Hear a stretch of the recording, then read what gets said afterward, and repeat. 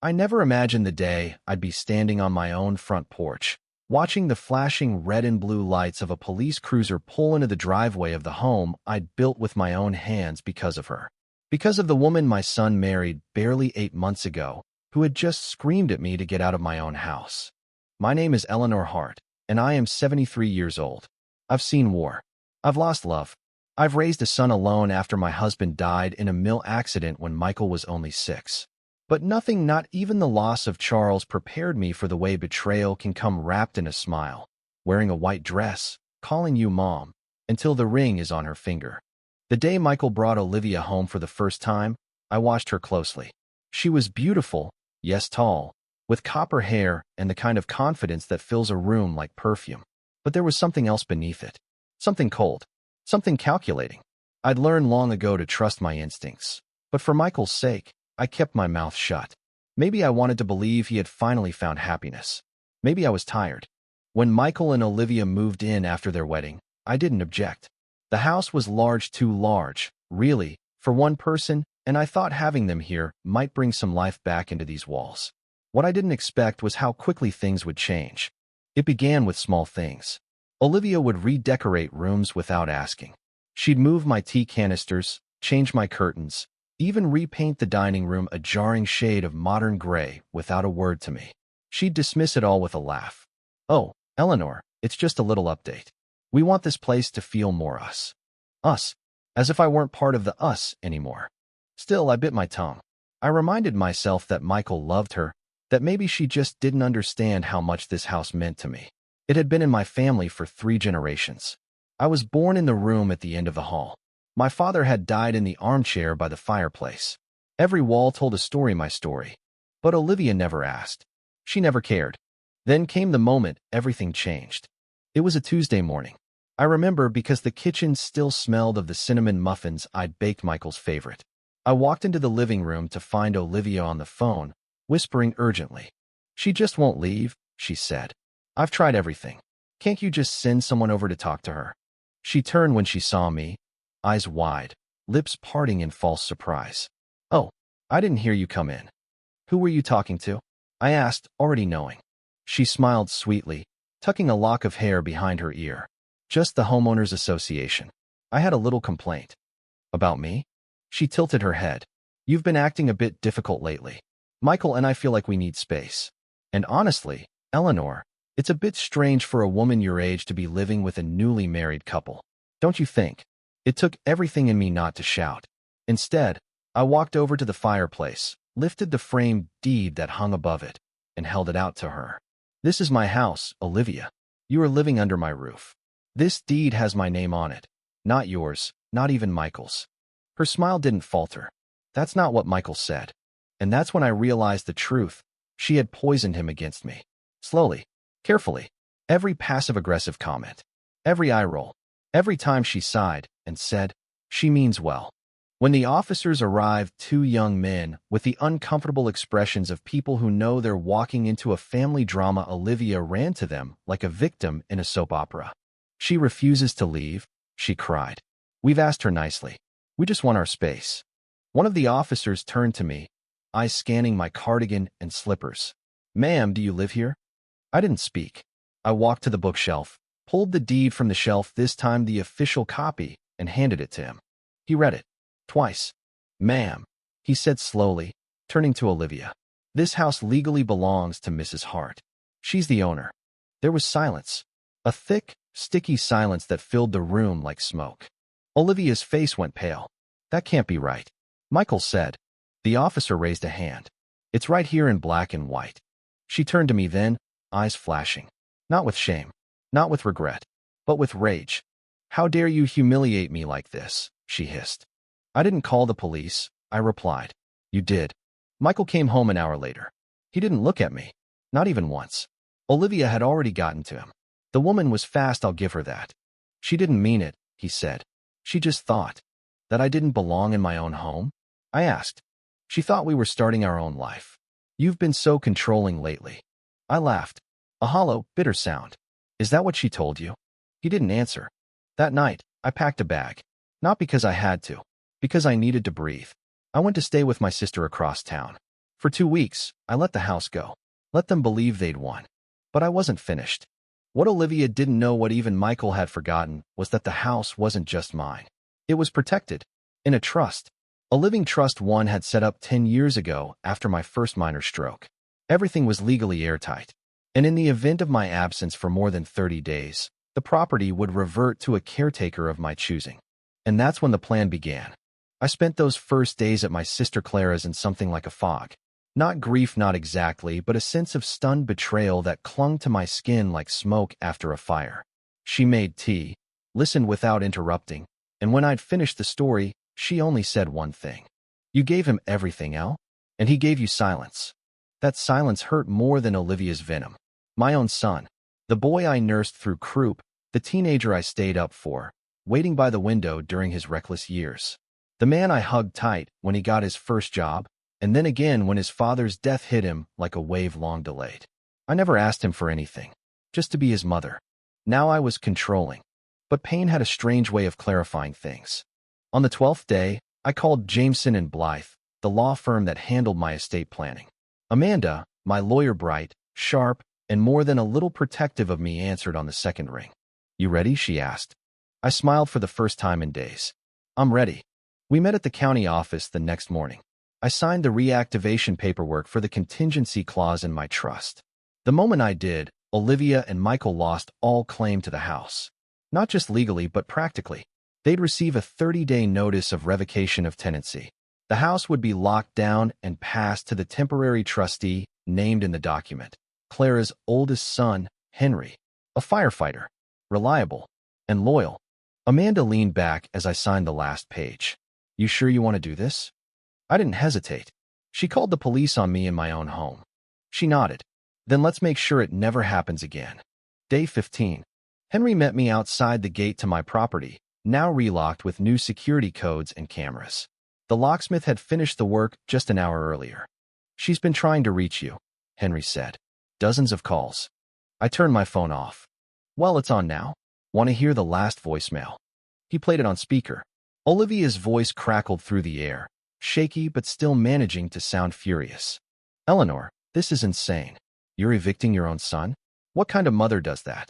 Michael is devastated. You've ruined everything. I don't know what kind of game this is, but you'll regret it. I smiled. No, I won't. When the official letter arrived stamped, notarized, and delivered by hand, Olivia finally showed her cards. She showed up at Clara's doorstep 2 nights later. No warning. No shame. She doesn't get to throw us out, she said to Clara, who, to her credit, didn't even blink.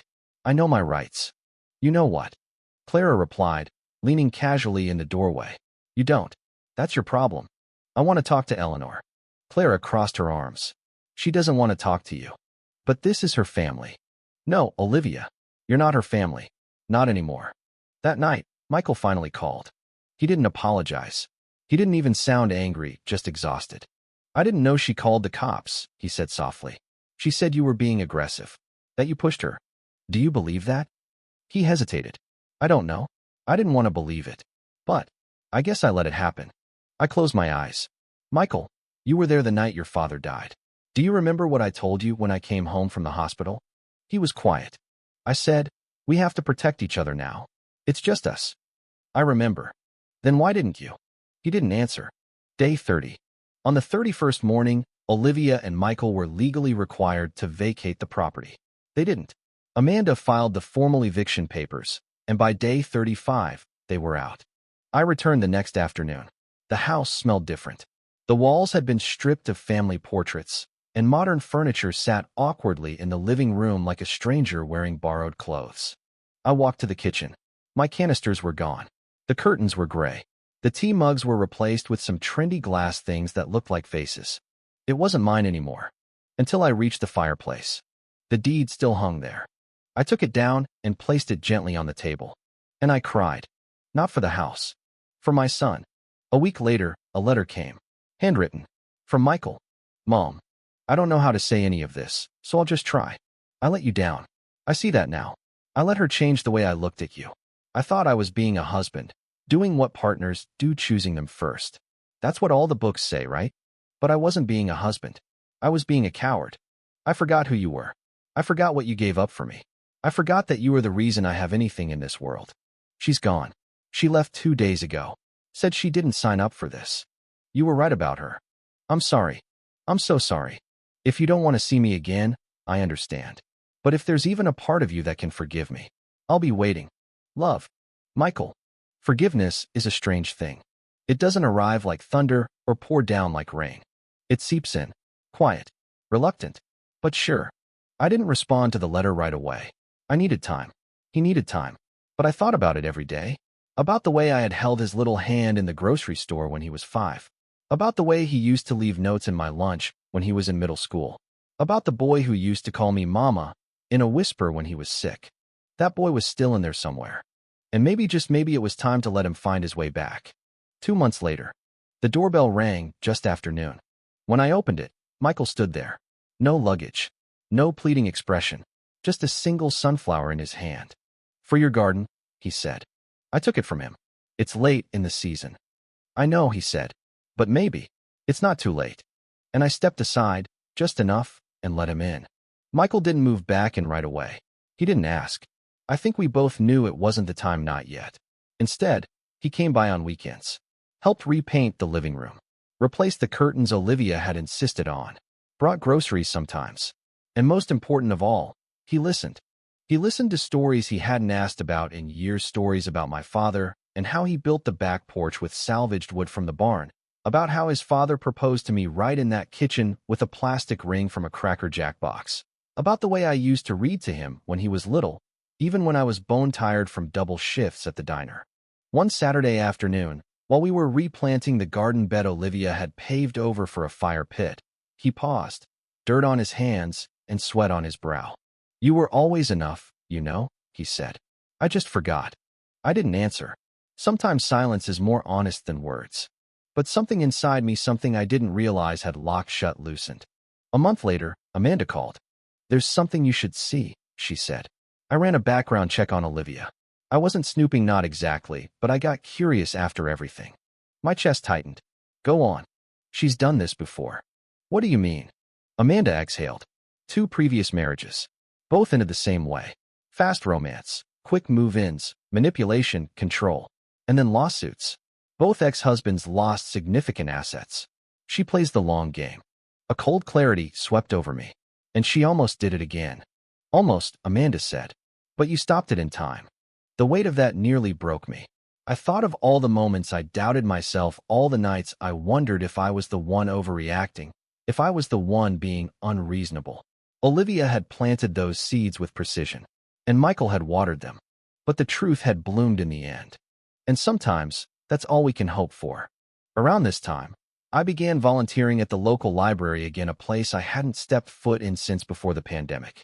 Miss Caroline, the head librarian, welcomed me back like I'd never left. We missed your storytelling days, she said. The kids always loved the way you made books come alive. Maybe it's time I bring that back, I smiled. But it wasn't just for the kids. Something in me needed to remember who I was outside of being a mother, outside of being someone's wife, outside of being a woman defending the walls of a house she'd built with her own hands and heart. I was Eleanor Hart. I had stories worth telling, and I started living like I believed that again. Michael called one Friday night in mid-November. Would it be all right, he asked cautiously, if I brought someone over this weekend? Someone you know. I froze. Olivia. No. God, no. Not her. Someone from work. A friend. Friend. That word echoed in my head like a dropped stone in a deep well. Okay, I said finally. But no surprises. You owe me that much. He laughed softly. No surprises. I promise. Her name was Lainey. She worked in HR at Michael's firm, and unlike Olivia, she didn't try to charm me. She didn't show up with wine or flowers or a Pinterest-perfect smile. She just shook my hand, looked me in the eye, and said, I've heard a lot about you. All of it good. And for the first time in what felt like years, I felt seen.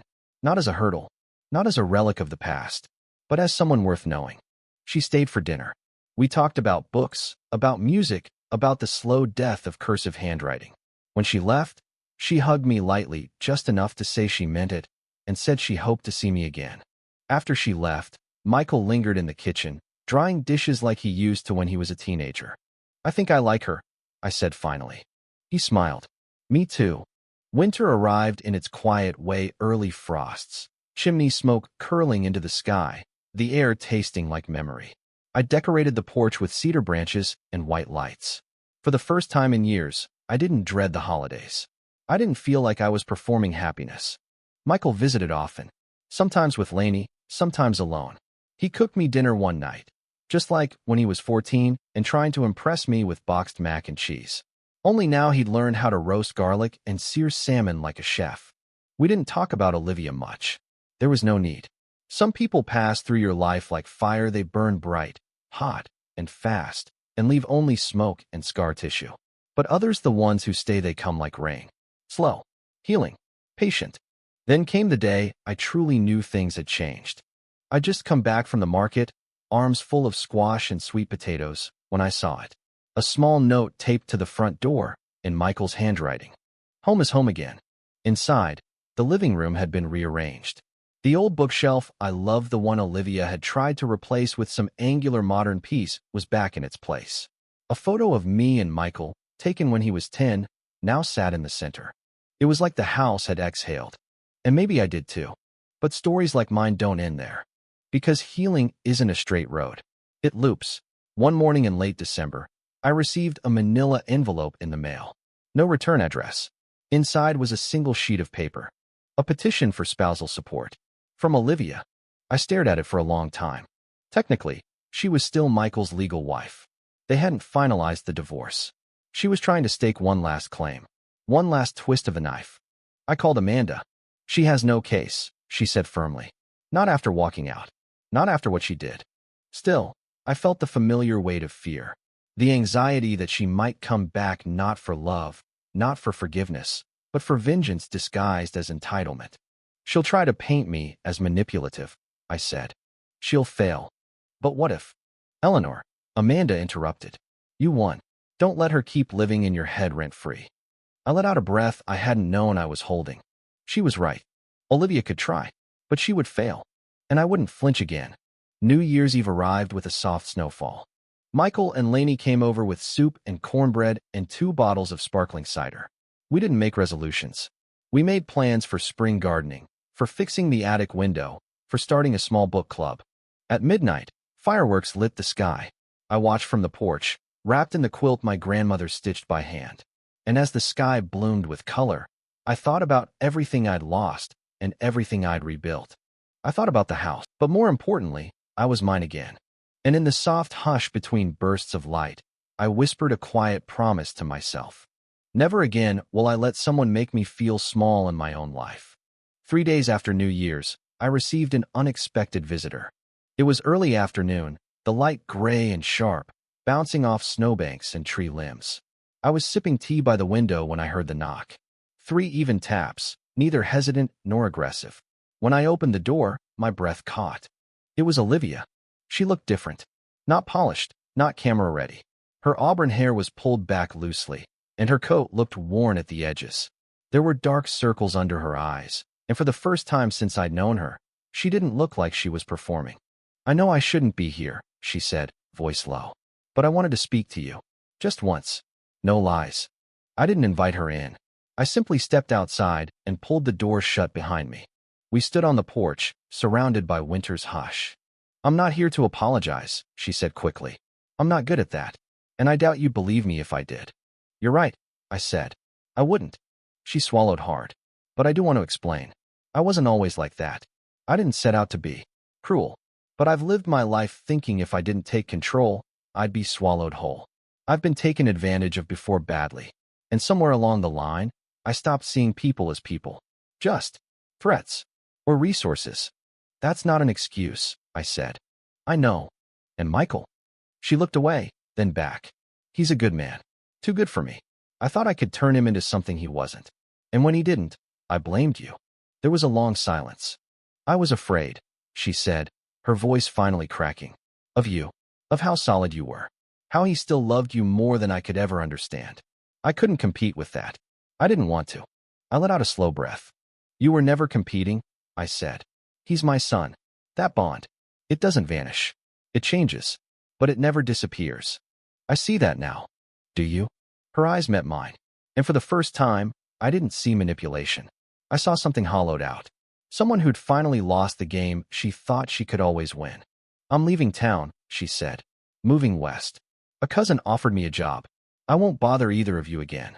The court date for the support petition, I've dropped it. Tell Michael. Or don't. I needed you to know." I studied her for a moment. "You're right about one thing," I said. "I don't believe you're sorry. Not really. But I believe you're tired." She nodded, blinking hard. She turned to go. "Olivia." She looked back.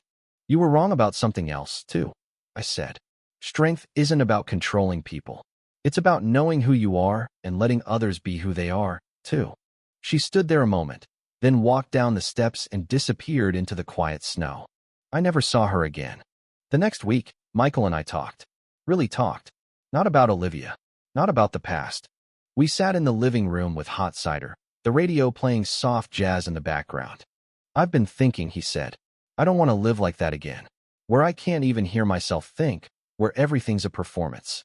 "Then don't," I said. "I want to do something different. Maybe take a break from the firm. I've saved up. I want to travel. Maybe write. You used to love writing."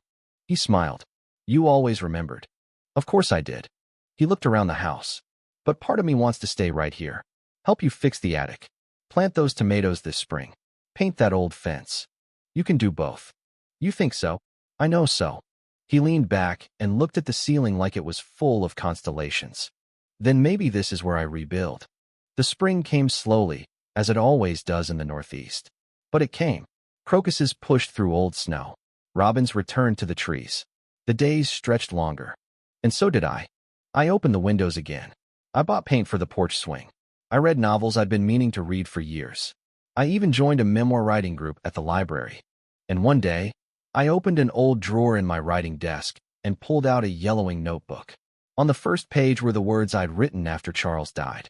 "When you lose the one person who held your history, you become the keeper of it all." I started to write again. Not because I needed to tell the world something, but because I needed to tell myself that my story didn't end at 73. It was only changing chapters. April 12th. We had a small cookout that evening. Just me, Michael, Lainey, Clara, and a few neighbors. The kind of evening that smells like charcoal and laughter. At one point, Michael brought out his guitar, the old one I'd bought him for his 16th birthday, and started playing. Not well, but well enough. Lainey leaned over to me and whispered, "He told me you used to sing." I did. "You still should." So I did. It was a soft song, a lullaby my mother used to hum while hanging laundry. My voice trembled a little at first, but then it settled. And when I finished, the backyard was silent for a moment. Then someone clapped. Then everyone did. Michael stood up, smiling. "See? I told you she still had it." That night, after everyone left and the fire pit had gone to embers, Michael stayed behind to help clean up. As we stacked chairs and blew out candles, he paused. "You know, for a long time, I thought starting over meant moving forward at any cost. And now I think, maybe it means going back, remembering what made you feel whole in the first place." "You've always had that in you," I said, "even when you forgot." He nodded. "I just needed someone to remind me." He hugged me then, long quiet. And when he pulled back, he said the one thing I'd waited years to hear. "Thanks for not giving up on me." I didn't answer right away, because sometimes the things we wait the longest to hear are worth sitting with in silence. And in that silence, I realized something. The house hadn't saved us. The name on the deed hadn't saved us. Love had. Love, steady, stubborn, weathered and worn, had carried us through betrayal, heartbreak, and doubt. Love that didn't always speak, but always stayed. Love that didn't call the police when things got hard, but instead called home. And this time, when the door closed behind him, I didn't feel afraid anymore. Because he'd be back. Because he belonged. Spring warmed into summer with a gentleness that felt earned. Michael came by every few days now, not because he felt obligated, but because he wanted to. We planted tomatoes and herbs in the raised beds out back, basil, rosemary, and even lavender for Lainey. She helped too, knees in the dirt, laughing as she swatted away bees. One evening, I sat on the porch watching the two of them string up lights between the trees, and something clicked in my chest, a soft, steady ache. Not sadness, not quite joy, just the overwhelming beauty of peace. Something I hadn't felt in years. You know, Clara said one afternoon as we sat with lemonade under the awning. It's funny how we spend so much of our lives trying to protect what we love, when sometimes the strongest thing we can do is let people fall and find their own way back. I looked out at the yard where Michael was sanding down the old garden bench. I almost lost him. But you didn't, she said. Because you stood your ground. No, I replied. Because I never stopped loving him even when it hurt. She smiled. That's what makes you dangerous, Elle. You don't love small. It wasn't long before Michael asked if he could stay in the guest room for a while. Not permanently. Not to move back in. Just to be around. To help with the roof, which had started to sag again near the edge. I said yes. Not because I needed the help, though I was grateful, but because it felt right. He brought his laptop, his sketchpad, his old guitar. At night, I'd hear him humming softly through the walls, working through song lyrics or stories. I forgot how much I loved this, he told me one morning as we stood in the kitchen drinking coffee. The quiet. The way this house breathes. It missed you too, I said. He looked around and then added, I'm thinking of writing a book. I raised an eyebrow. About. He hesitated. About. Losing yourself. And finding your way home again. Through someone else's strength. I didn't reply. Some truths don't need commentary. By mid-July, Lainey had started leaving a toothbrush in the bathroom. Then a drawer in the guest room. Then books on the shelf. She wasn't moving, and not officially, but we both knew she was claiming space gently, respectfully. One night, after Michael had gone for a walk, she and I sat in the garden with chamomile tea. I wanted to tell you something, she said. Before this goes further. I looked over. I don't want to replace anyone, she said softly. I know what Olivia did. I know what it cost you. It didn't just cost me, I said. It cost all of us. Lainey nodded. I'm not here to take over.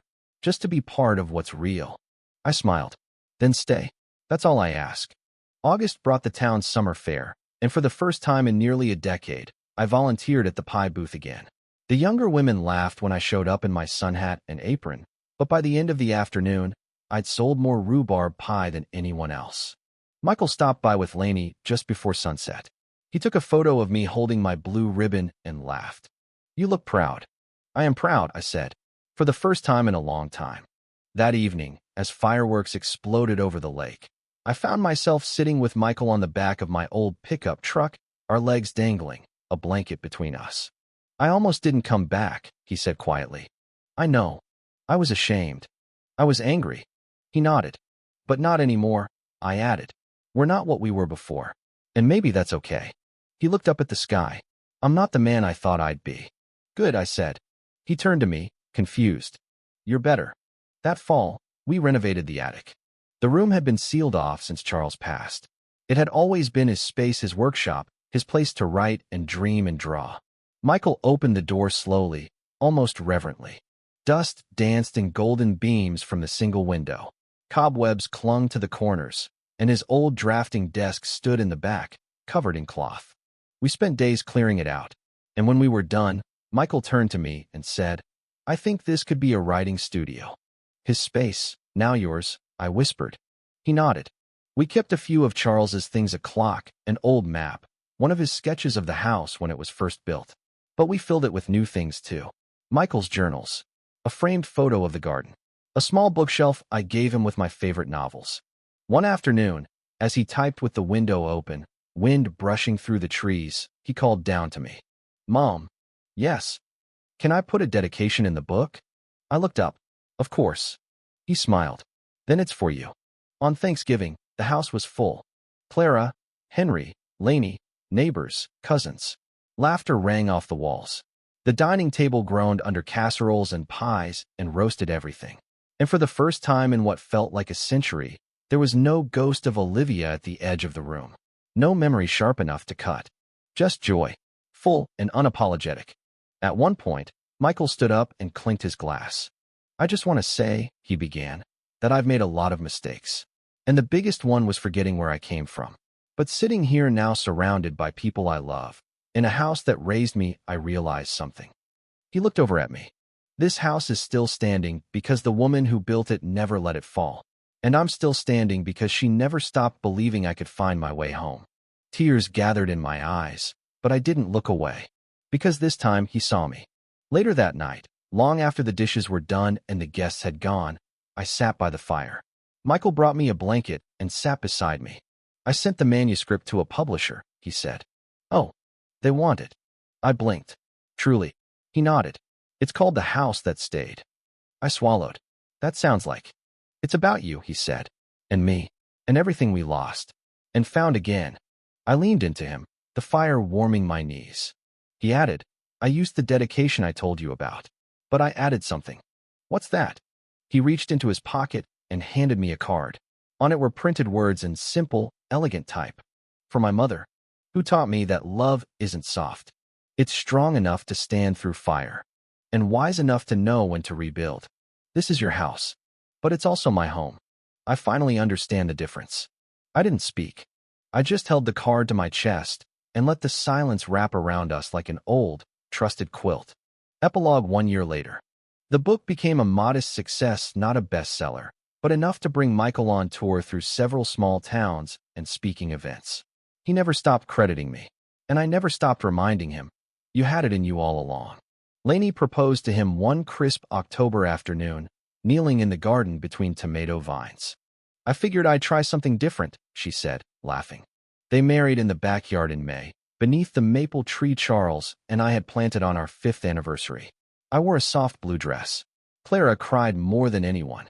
And that night, as music played and laughter drifted through the warm dusk, Michael came to find me. He led me to the dance floor, nothing fancy, just the grass, and said, May I have this dance? I thought you'd never ask. We danced, slow and quiet, just the two of us.